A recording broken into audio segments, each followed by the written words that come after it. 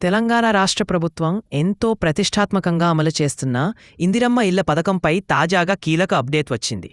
ఈ పథకాన్ని న్యాయంగా, పారదర్శకంగా అర్హులకే అందించే దిశగా ప్రభుత్వం కీలక మార్గదర్శకాలను రూపొందిస్తుంది. గృహ నిర్మాణ శాఖ మంత్రి పొంగులేటి శ్రీనివాసరెడ్డి నిర్వహించిన సమీక్షలో పలు కీలక విషయాలు వెల్లడించారు. ఇందిరమ్మ ఇళ్ల పథకంలో మంజూరైన ఇళ్ల నిర్మాణానికి గరిష్ట పరిమితిని ప్రభుత్వం నిర్ణయించింది. ఇకపై లబ్ధిదారులు నిర్మించుకునే ఇల్లు 60 గజాల కంటే ఎక్కువ ఉండకుండదని మంత్రి పొంగులేటి తేల్చి చెప్పారు. చిన్న భూమి మీద సరళమైన గృహ నిర్మాణం ద్వారా అందరికీ అందుబాటులో ఉండేలా చూడడమే ఇందుకు కారణమని తెలిపారు. లబ్ధిదారుల ఎంపిక ప్రక్రియకు సంబంధించి ప్రభుత్వం మరింత పారదర్శకతకు ప్రాధాన్యత ఇస్తుంది. ఈ క్రమంలో జిల్లాల ఇన్ఛార్జ్ మంత్రుల ఆమోదం లేకుండా ఏ లబ్ధిదారును ఎంపిక చేయరాదని స్పష్టం చేశారు.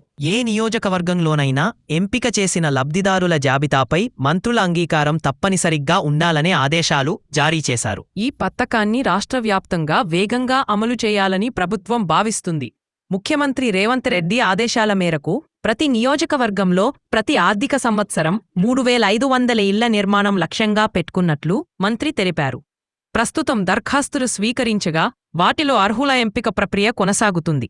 ఇందిరమ్మ ఇళ్ల లబ్ధిదారుల ఎంపికలో భాగంగా ఇప్పటి ప్రభుత్వం లిస్టు 1, లిస్టు 2 విడుదల చేసింది. 3వ జాబితా కూడా త్వరలోనే వెలువడే అవకాశముందని తెలుస్తుంది. లబ్ధిదారుల ఎంపికలో ఒక్కరూ అర్హతలతో సమానంగా ఉండేలా అధికారులను దృష్టి పెట్టాలని మంత్రి సూచించారు. పట్టణ ప్రాంతాల్లో నివాస సమస్యలను దృష్టిలో పెట్టుకుని ప్రతి నియోజకవర్గంలో కనీసం 500 ఇళ్లు పట్టణాల్లోనే నిర్మించాలన్న ముఖ్య సూచనను మంత్రి ఇచ్చారు. నగరాల్లో స్థలభావం ఉన్నప్పటికీ ఈ లక్ష్యాన్ని చేరుకునేందుకు ప్రత్యేక ప్రణాళికలు రూపొందించాలన్నారు. ఈ పథకాన్ని దుర్వినియోగం చేయడానికి ప్రయత్నించిన వారిపై కఠిన చర్యలు తీసుకుంటామని మంత్రి హెచ్చరించారు. ఎవరు అర్హులు కాదని నిర్ధారణ అయితే ఇల్లు నిర్మాణ దశలో ఉన్నా వెంటనే ఆమోదాన్ని రద్దు చేస్తామని తేల్చి చెప్పారు. ప్రజాధనమనగా ప్రతి పథకం న్యాయంగా ప్రయోజనం కలిగించాల్సిన బాధ్యత ప్రభుత్వం మీద ఉంటుందన్నారు. ఇప్పటికే వచ్చిన జాబితాల్లో చోటు దక్కకపోయినా అర్హులైన నిరుపేదలెవరైనా ఉంటే వారికి ఇల్లు మంజూరు చేయాలన్నది మంత్రి స్పష్టమైన అభిప్రాయం. లిస్ట్ 1, 2, 3లతో సంబంధం లేకుండా నిజంగా ఇల్లు అవసరమైన వారిని గుర్తించి వారికి మంజూరు చేయాలని అధికారులను ఆదేశించారు. ఇందిరమ్మ ఇళ్ల పథకంతో పాటు అదే సమీక్షలో భూభారతి కార్యక్రమం, నీట్ పరీక్షల ఏర్పాట్లపై కూడా చర్చ జరిగింది.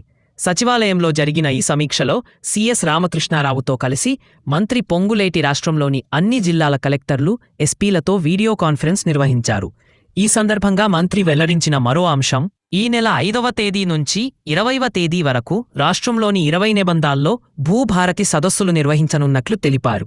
భూ సమస్యల పరిష్కారానికి ప్రభుత్వం తీసుకుంటున్న చర్యల్లో ఇది కీలకమైన భాగమన్నారు.